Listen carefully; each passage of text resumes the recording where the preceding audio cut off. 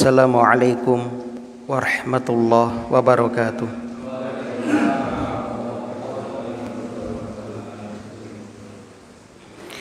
Innal hamdalillah nahmaduhu wa nasta'inu wa nastaghfiruh wa na'udzu billahi min syururi anfusina wa sayyiati a'malina. May yahdihillahu fala mudhillalah wa may yudlil fala hadiyalah. Asyhadu an la ilaha illallah wahdahu la syarikalah wa asyhadu anna Muhammadan abduhu wa rasuluh.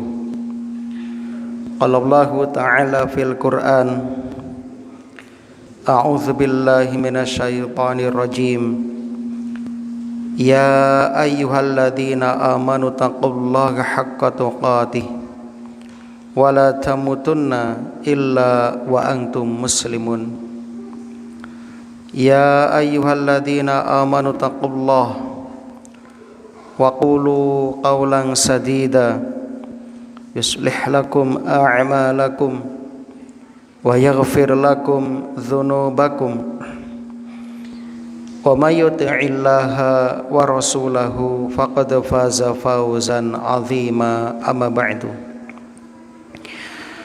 Kaum muslimin dan muslimah, saudara-saudariku yang mudah-mudahan senantiasa dirahmati oleh Allah di dunia hingga di akhirat. Alhamdulillah alladzi bi ni'matihi tatimmus sholihat.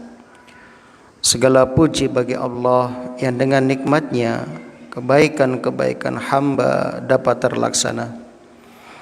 Kita bersyukur kepada Allah hingga malam hari ini Allah masih memberikan kemudahan, memberikan kesempatan kepada kita untuk menghadiri sholat maghrib secara berjamaah, dilanjutkan dengan membacakan kitab Riyadhus Shalihin karya Imam An-Nawawi rahimahullah.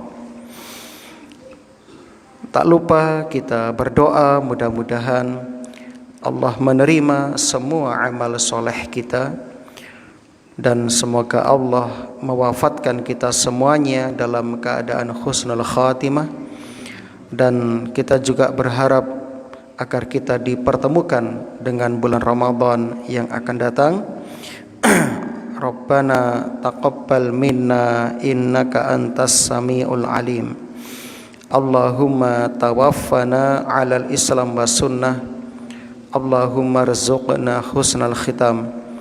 Allahumma sallimna ila Ramadan wa sallim lana Ramadan wa tasallamhu minna mutaqabbalan.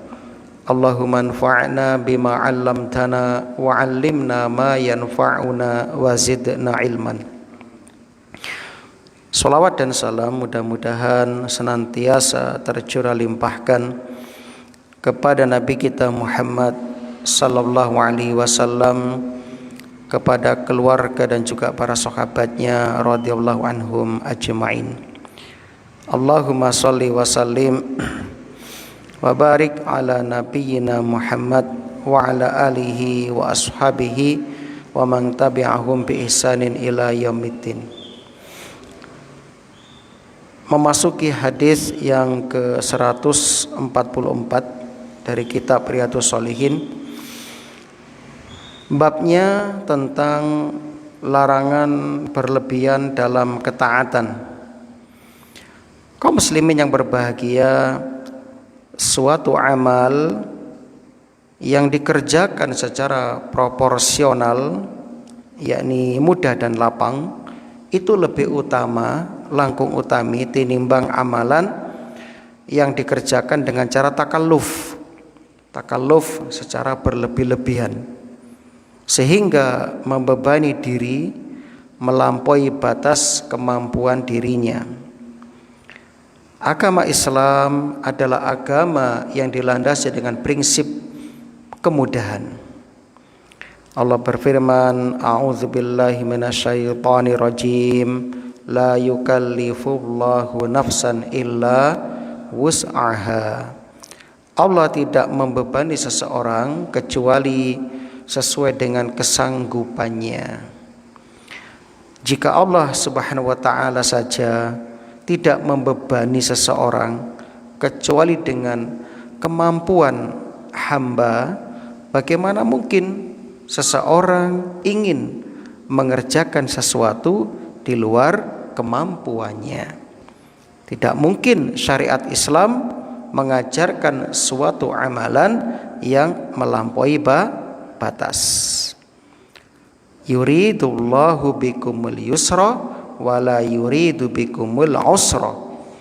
Al-Baqarah 185. Allah menghendaki kemudahan bagi kalian dan tidak menginginkan kesulitan bagi kalian. Alhamdulillah.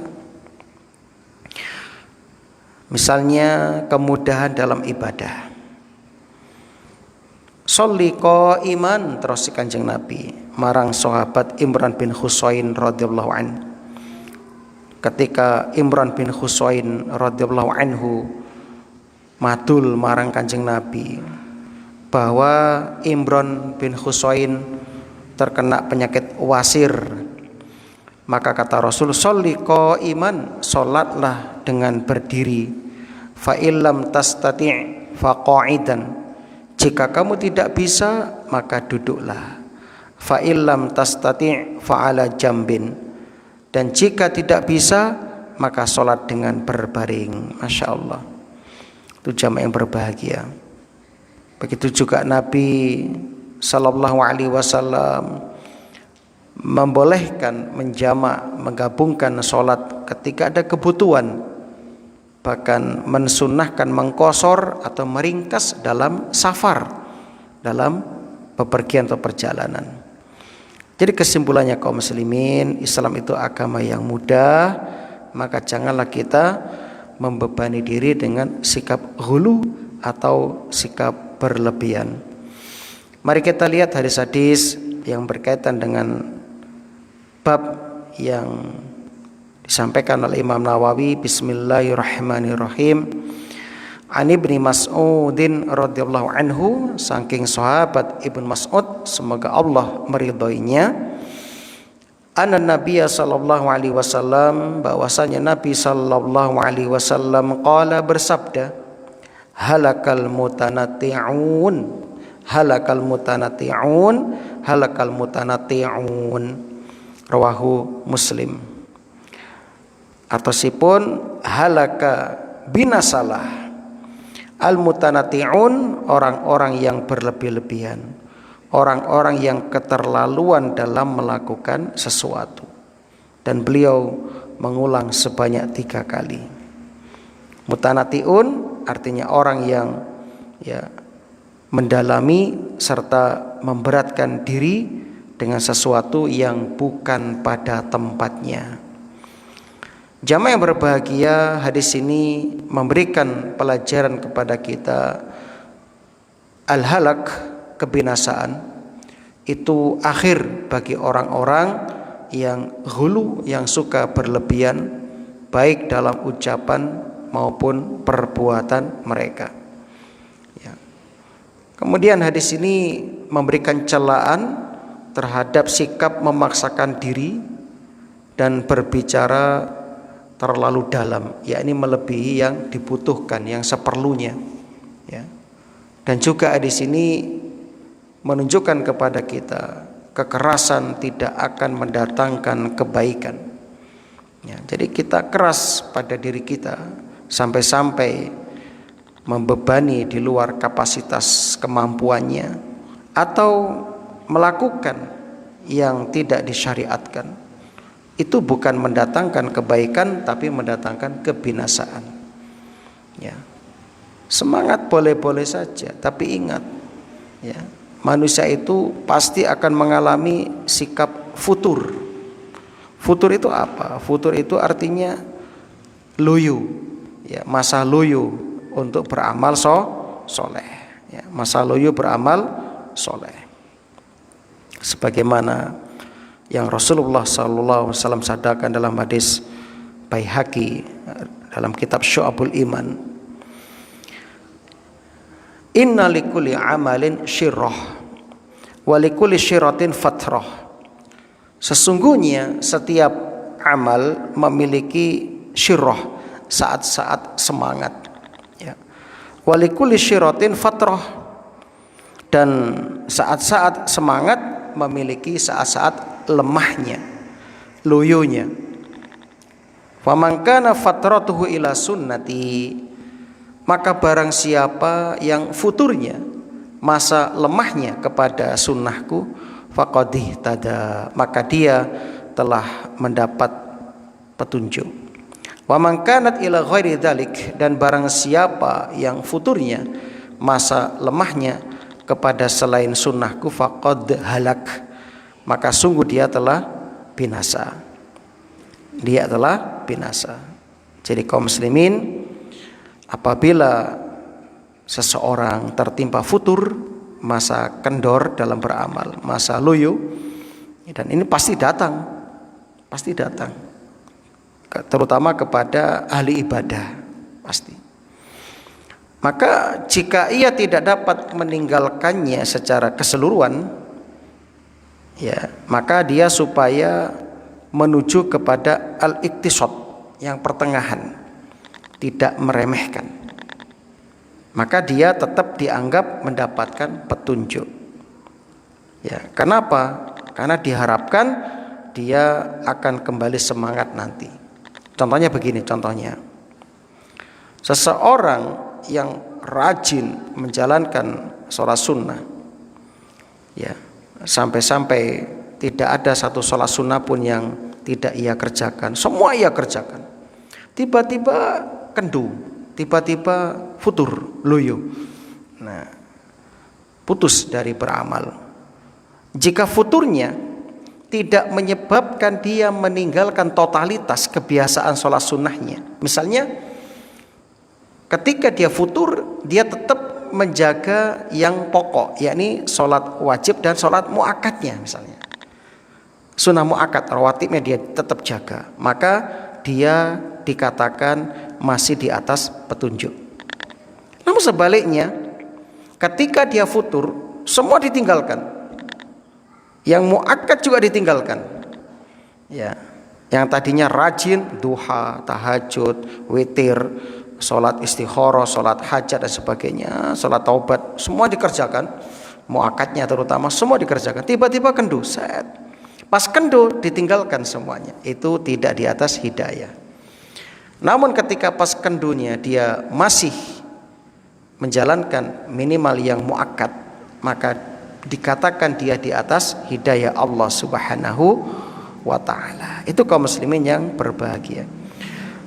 Apalagi ya, ketika masa kendunya dia, ya, beralih kepada maksiat, ya, maka ini pasti binasa. Maka kaum muslimin, setiap kita pasti mengalami yang namanya futur, futur. Naam.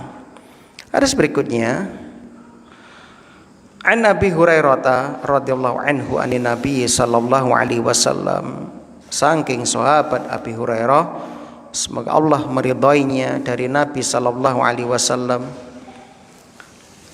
qal, Nabi bersabda, innad dina yusrun, sesungguhnya agama itu mudah, kata Rasul, agama itu mudah, ya. Wala yushaddad dinu illa ghalabahu, dan tidaklah agama ini dijalankan dengan cara memaksakan diri di luar kemampuan, ya. Jadi kita nggak boleh tasyaddud, terlalu ekstrim, ya. Fasaddidu, maka sikap kita apa? Fasaddidu, ya. Wa qaribu wa abshiru, kita tidak boleh memaksakan diri di luar kemampuan. Kalau kita memaksakan diri, ghalabah, ia akan mengalahkan pelakunya. Artinya apa? Dia tidak berdaya menjalankannya, yaitu tadi futur.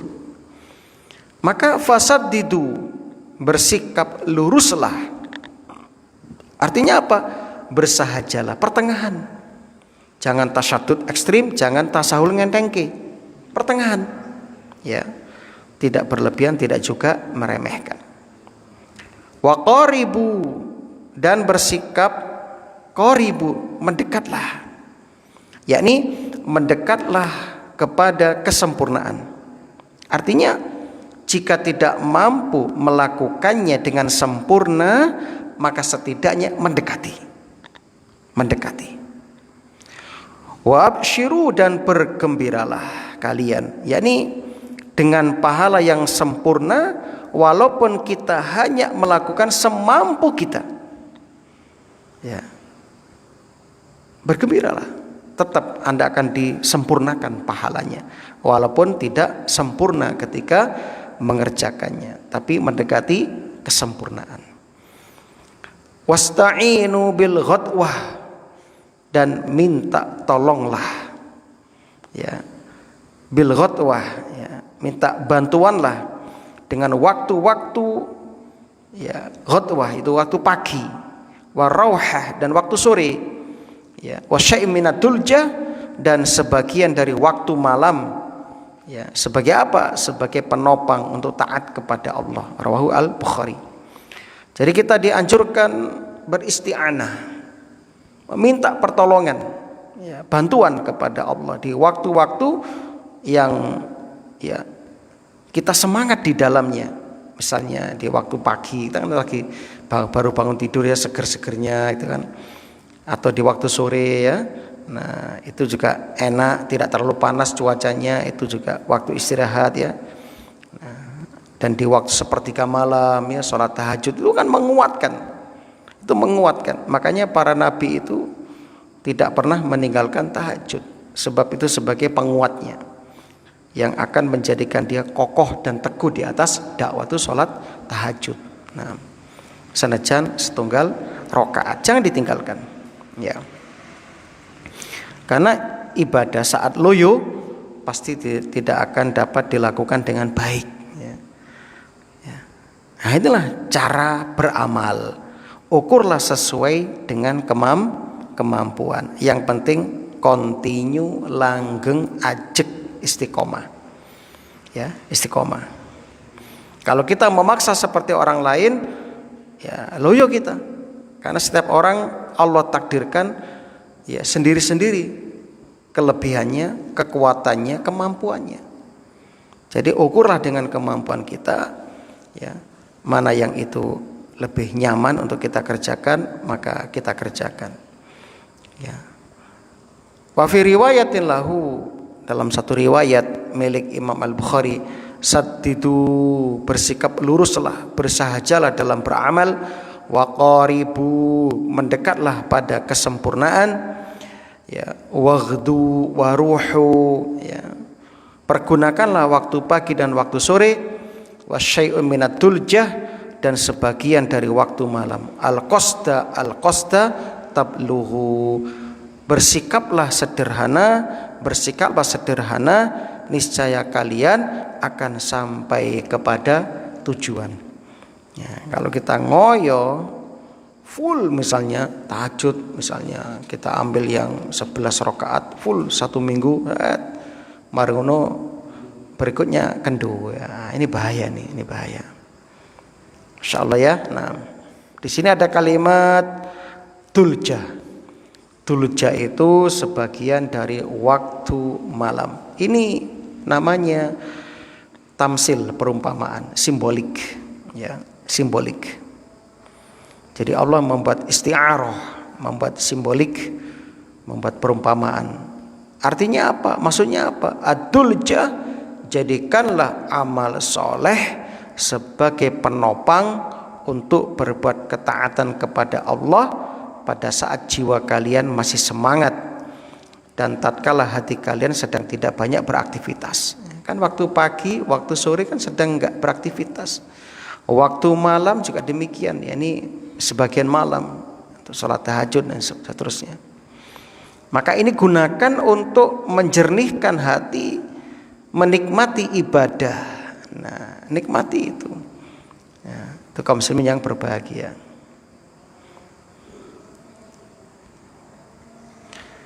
Sehingga orang yang safar itu akan menggunakan ini. Dia akan pergi pagi-pagi sekali atau sore sekalian atau malam sekalian ya, sehingga lebih nyaman kan.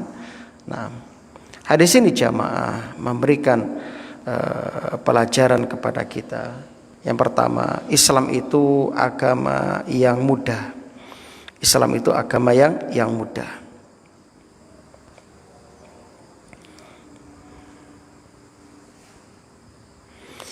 Tetapi ingat, saya ingin memberikan sebuah penekanan di sini.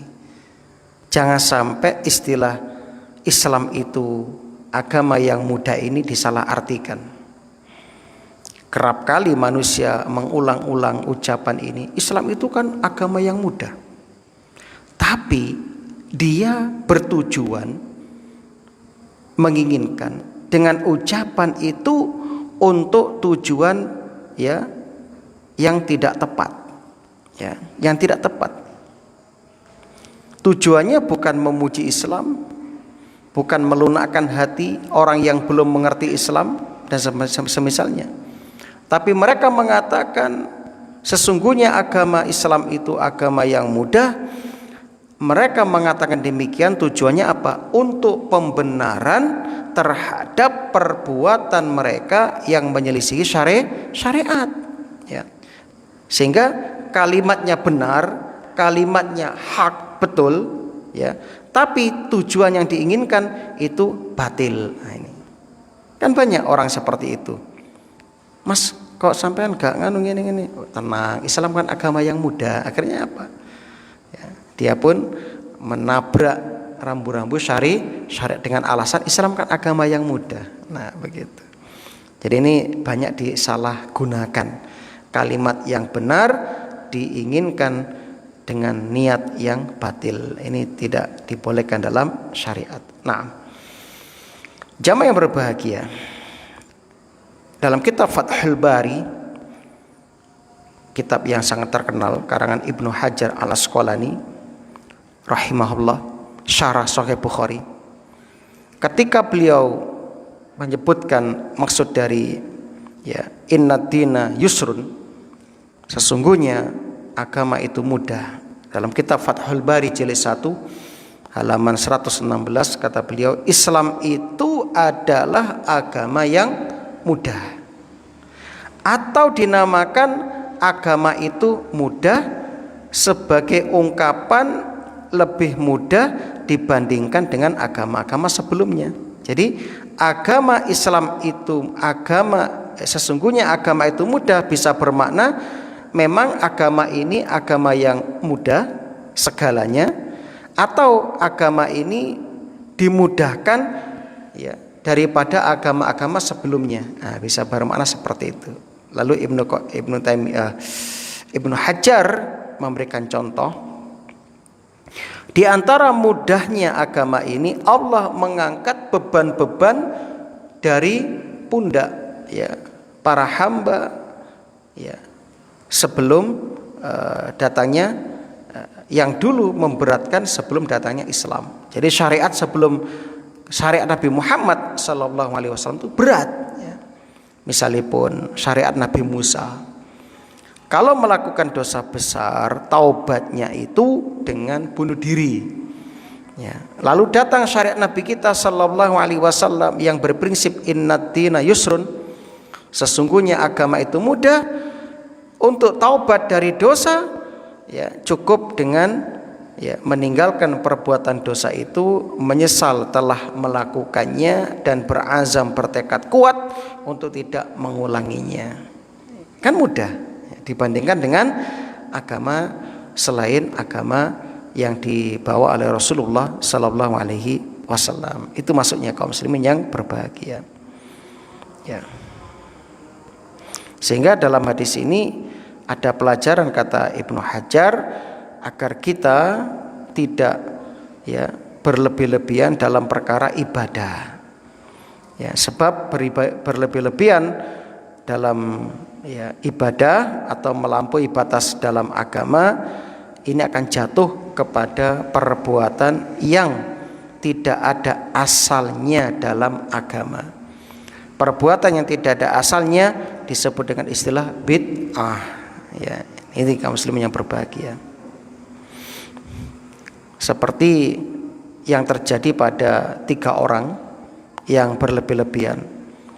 Setelah mereka mendengarkan dari Ibunda Aisyah tentang amalan Nabi itu, mereka menganggap ya itu kan Nabi dan saya harus lebih daripada itu. Lalu yang satu bernadar, mulai sekarang saya tidak akan menikahi perempuan, tak ibadah terus. Yang satu mengatakan saya akan puasa sepanjang tahun, enggak berbuka. Yang satu mengatakan saya tak sholat sunnah semalam suntuk. Ini kan tanatu, ini perkara yang hak tapi berlebihan. Lalu Nabi pun marah kepada mereka. Lalu Nabi mengatakan saya itu orang yang paling takut dan bertakwa kepada Allah, tapi saya juga menikah, saya juga puasa dan berbuka, saya juga ya punya istri, punya anak, ya Masya Allah, itu Rasul. Nah, jadi sekali-kali ya jangan sampai kita memberatkan, ya jangan sekali-kali kita memberatkan diri dalam menjalankan agama ini. Ingat ya, Allah itu senang kalau kita mengambil rukhsahnya. Innallaha yuhibbu an tu'ta rukhasuhu kama yakrah an tu'ta ma'siyatuhu. Sesungguhnya Allah menyukai keringanan-keringanannya itu diambil, sebagaimana Allah membenci kemaksiatannya itu dikerjakan atau didatangi. Kama yuhibbu an tu'ta azaimuh, sebagaimana Allah menyukai kewajiban-kewajibannya didatangi. Itu kaum muslimin yang berbahagia. Bahkan dalam hadis Bukhari Muslim, yassiru ya, ketika mengutus dua sahabat ke Yaman, kata Rasul, yassiro wala tu'assiro wala tunafiro wa tatawwa'a wala takhtalifa. Wahai kalian berdua, mudahkan, jangan mempersulit dan membuat manusia lari dari kebenaran, dan saling membantulah dalam melaksanakan tugas, dan jangan berselisih, kata Rasul. Nah, jadi kita diperintahkan wa ta'awanu 'alal birri wat taqwa wa la ta'awanu 'alal ismi wal udwan. Kaum muslimin yang berbahagia. Hadis ini juga memberikan pelajaran, setiap orang yang berlebihan dalam agama pasti berhenti di tengah jalan. Nah, itu pasti, karena dia akan loyo sendiri. Dia akan ya, manusia nggak selamanya sehat, nggak selamanya waktunya lapang ya, dan nggak selamanya moodnya itu stabil kan gitu. Mood itu apa? Keinginannya, perasaan untuk senang melakukan. Ya, itu jamaah berbahagia. Jadi ya tetap istiqomah. Kemudian hadis ini memberikan pelajaran peringatan bagi orang yang hendak melakukan perjalanan jauh untuk betul-betul memilih waktu yang fit, yang prima.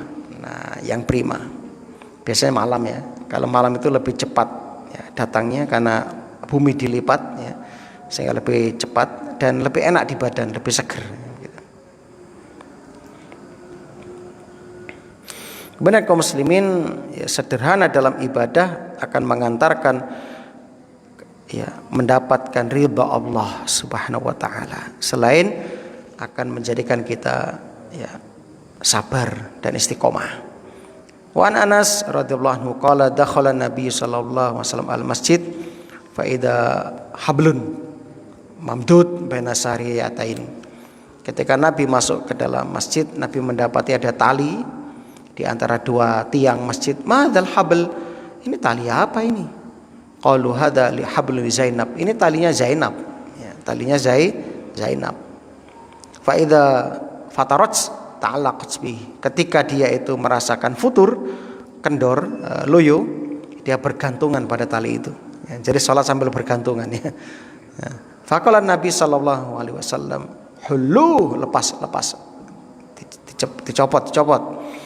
Liyusalli ahadukum nasyatah." hendaklah salah seorang di antara kalian mengerjakan sholat ketika semangat. Fa idza fatara falyarqud, ketika dia sedang futur, loyo, malas, tidak semangat, maka hendaklah dia tidur. Muttafaqun alaihi. Masya Allah. Ya. Ini juga menunjukkan fikih wanita boleh mengerjakan sholat sunnah di masjid boleh. Ya. Pakai sholat wajib ya boleh. Nah, pelajaran berikutnya, dimakruhkan bersandar ketika sholat bagi orang yang mampu berdiri. Ya, jadi kalau Anda mengantuk ya tidur, ya, istirahat, jangan dipaksakan. Bahkan ketika makanan sudah disiapkan, Anda dianjurkan makan dulu.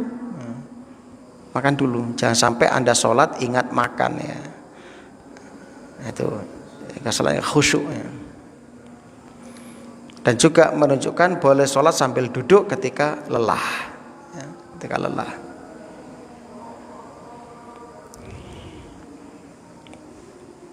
Hadis berikutnya, an Aisyah radhiyallahu anha anna Rasulullah sallallahu alaihi wasallam qala idza na'asa ahadukum wa huwa yusalli, ketika salah seorang ngantuk dalam keadaan sedang salat, falyarqud, segera tidur, hatta yadhhaba anhu naum, sampai hilangnya kantuknya hilang.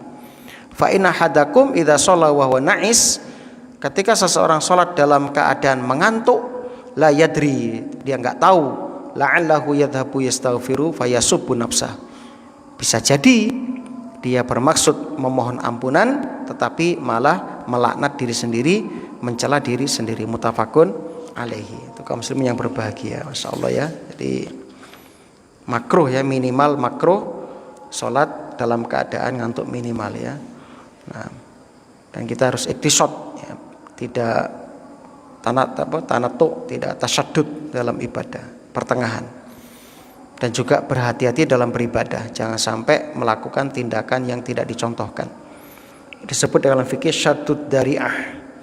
Syaddud dzari'ah artinya tindakan preventif, pencegahan, menutup segala kemungkinan buruk yang mungkin terjadi.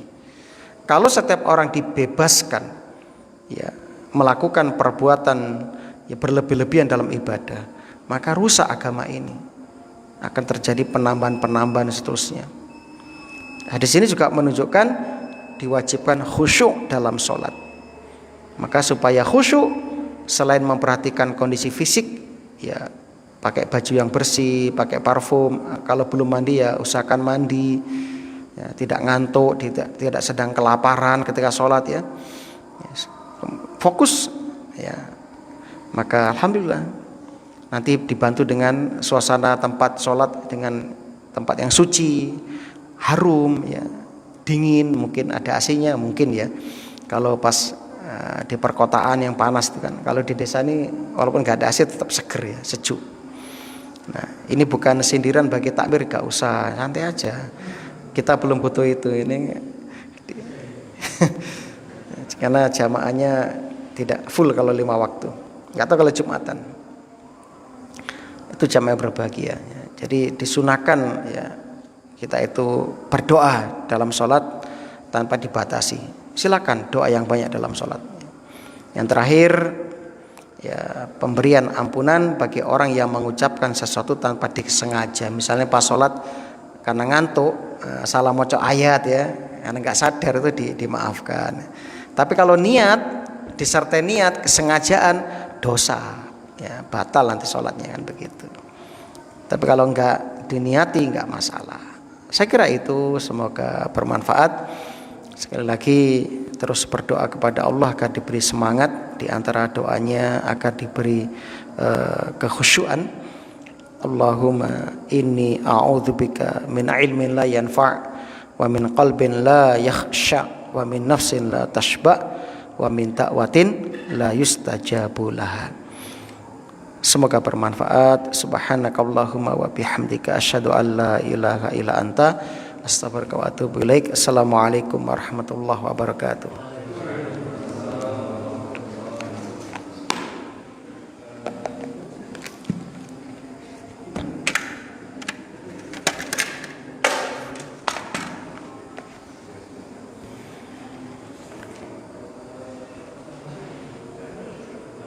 bersepeda.